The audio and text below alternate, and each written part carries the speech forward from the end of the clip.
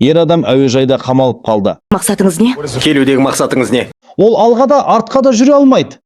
Бұл қандай сұмдық жағдай?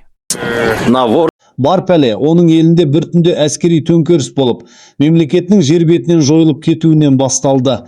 Оның қолындағы төлқұжаты енді жай ғана қағазға айналды, ал визасы бір сәтте күшін жойды. Еліңізде ұшақтар ұшпайды. Жаңа басшылық сіздің визаңызды жарамсыз етті. Төлқұжатыңыз жарамайды. Сіз елі жоқ азаматсыз. Білдіңіз бе? Ол енді ешқайда бара алмайтын, азаматтығы жоқ, ешкімге керек емес, көлеңкеге айналған адам еді. Әуежайдың қауіпсіздік қызметінің бастығы оны тар бөлмеге қамап, жағдайды түсіндіруге тырысты. Бірақ бейшара ер адам ағылшынша бір ауыз сөз түсінбейтін еді. Ол тек таңғала қарап тұрды. Үлкен алма тәуелсіздікке ұмтылыс, түсінесіз бе? Бастық үстел үстіндегі алма мен чипсыны қолына алып, оның елінде қанды соғыс басталғанын, үкіметтің құлағанын ыммен түсіндірді. Болды, енді Кракожия жоқ. Енді оған Америка аумағына кіруге де, кері қайтуға да қатаң тыйым салынған. Ол әуежайдың транзиттік аймағында тұтқынға айналды. Амалы таусылып, шарасыз күйге түскен ер адам әуежайдың үлкен күту залына шығарылды. Жан-жағында асыққан адамдар, ұшып жатқан ұшақтар.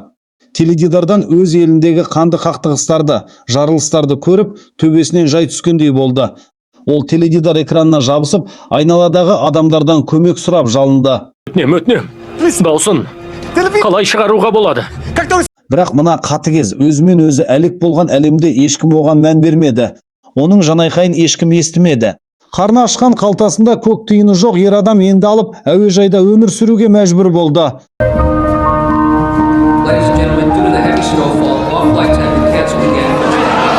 Түнде ол күту залындағы орындықтарды біріктіріп, өзіне жататын төсек жасап алды. Қоқысқа тасталған жартылай желінген крекерлерді жинап, тегін берілетін кетчуппен және қышамен араластырып тамақ етті. Бұл көрініс кімнің болса да сай-сүйегін сырқыратар еді. Бірақ ол мойымады, тірі қалудың жолын іздеді. Бір күні ол кезден соң ақша табудың керемет жолын тапты.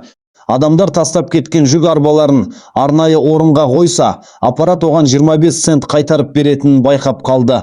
Көзі жайнап кеткен ол күні бойы әуежайды кезіп, арбаларды жинаумен болды. Тапқан ақшасына бургер Кингтен үлкен гамбургер сатып алып, рахаттана жеп отырды. Оның жүзінде кішкентай ғана жеңістің қуанышы бар еді. Бірақ бұл кішкене қуаныш қауіпсіздік бастығының қатты ашуын келтірді. Ол бұл қаңғыбасты әуежайдан тезірек қуып шығу үшін сұмдық қулыққа басты. Бастық арнайы күзетшілерді алып тастап, оған сыртқа шығатын есікті 5 минутқа ашып қойды. Қане? Камераны алып тастаңдар. Оның есебі бойынша, егер ер адам сыртқа бір қадам басса, заң бұзған үшін бірден қамауға алынып, түрмеге жабылар еді. Содан кейін оны депортациялау оңай болады. Бірақ ер адам бұл қақпанға түспеді.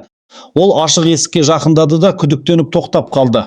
Ол бейнебақылау камерасына қарап күліп тұрды да кері бұрылып кетті. Оның бұл қылығы бастықты жынды қыла жаздады.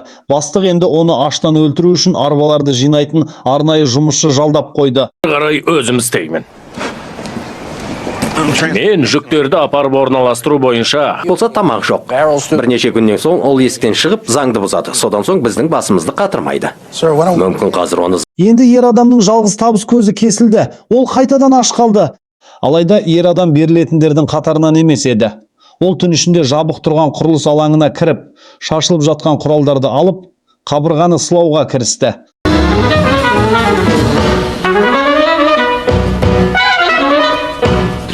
Таңертең оның керемет шеберлігін көрген құрылыс басшылары таң қалып, оған бірден жоғары жалақымен жұмыс берді. Енді ол бұрынғыдай бейшара емес, жақсы киінген, қалтасында ақшасы бар, құрметті адамға айналды. Тіпті әуежайдағы ең сұлу стюардессамен танысып, онымен кездесуге шықты. Аздап тамақ ішуге қалай қарайсыз? Аздап Кешкі асқа шақ. Ол оған әуежайдың ішінде керемет кешкі ас ұйымдастырды. Стюардесса оның әуежайда тұратынын білгенде қатты таң қалды. Сонда ер адам өзінің ең үлкен құпиясын ашты. Ол мұнда жайдан жай жүрген жоқ еді. Ол марқұм әкесінің ең ұлы арманын орындау үшін Нью-Йоркке келген екен. Ол ескі қалбырдан әкесінің жинаған суреттерін шығарды. Әкесі 40 жыл бойы атақты джаз музыканттарына хат жазып, олардың қолтаңбасын жинаған еді. Ол тіпті ағылшын тілін білмесе де, тынбай еңбектенген. тек бір ғана музыканттың Бенни Голсонның қолтаңбасы жетіспейтін.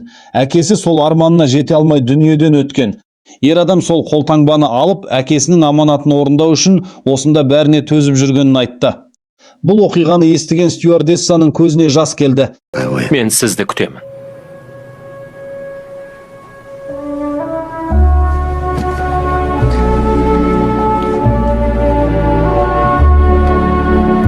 Ол өз байланыстарын пайдаланып, үкіметтегі таныстары арқылы оған Нью-Йоркке шығуға бір күндік арнайы виза алып берді.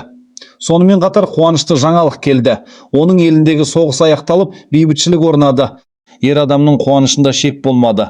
Бірақ зұлым, қауіпсіздік бастығы бұған да бөгет болғысы келді. Ол визаға қол қоймады.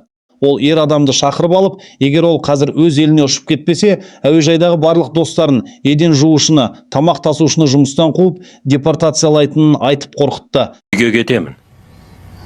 Оларға тиіспеңіз. Мен кетемін. Бүгін, Иә. егер ұшаққа отырмасаңыз, Достарының тағдырын ойлаған ер адам шарасыздан өз арманынан бас тартып кері қайтуға келісті. Ол мұңайып ұшаққа бет алды. Алайда оның достары бұған қарап тұра алмады. Еден жуушы шал өзінің депортацияланатынын біле тұра, ұшақтың алдына жүгіріп шығып, оған жол ашты. мен үйге кетемін!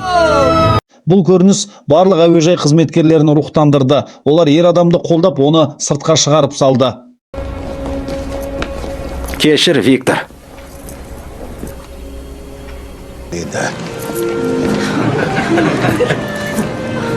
Жолың бол. Сен сағынатын болам. Баратын жағыңнан қалып қалма. Оны тұтқын. Күзетшілердің өзі оған жол беріп, жылы күлбіреп тұрды. Бастық қанша айқайласа да, оны ешкім тоқтатпады. Даңдар, тұтқындаңдар! Қап, сайтан алғыр! Ол олардың жүрегін жаулап алған еді. Ол ақыры әуежайдың есігінен шығып, Нью-Йорк көшесіне қадам басты. Такси! Мен Горанмын, Албаниядан болам. Нью-Йоркке қашан келдіңіз? Бейсенбі күні. Ол қар жауып тұрған қалада өзін еркін сезінді. Жұтқан ауасы да тәтті көрінді. Таксиге отырып, музыкант ойнайтын клубқа жетті. Сіз Бенни Голсонсыз ба? Иә, бұл мен. Benny Golson, Бенни Голсон. Мен Виктор Наворский. Кракожиядан болам. my father. Әкем Димитар Асенов Наворский. Сіздің музыкаңызды қатты ұнатам. Ол ақыры әкесінің арманын орындап, музыкантпен кездесіп, соңғы қолтаңбаны алды. Оның көзінен жас парлап ақты. Бұл жай ғана оқиға емес, бұл адамның төзімділігі, махаббат пен достықтың құдіреті, ешқашан берілмеу туралы керемет хикая. Ол тек әуежайда ғана емес, адамдардың жүрегінде өзінің ізін қалдырды.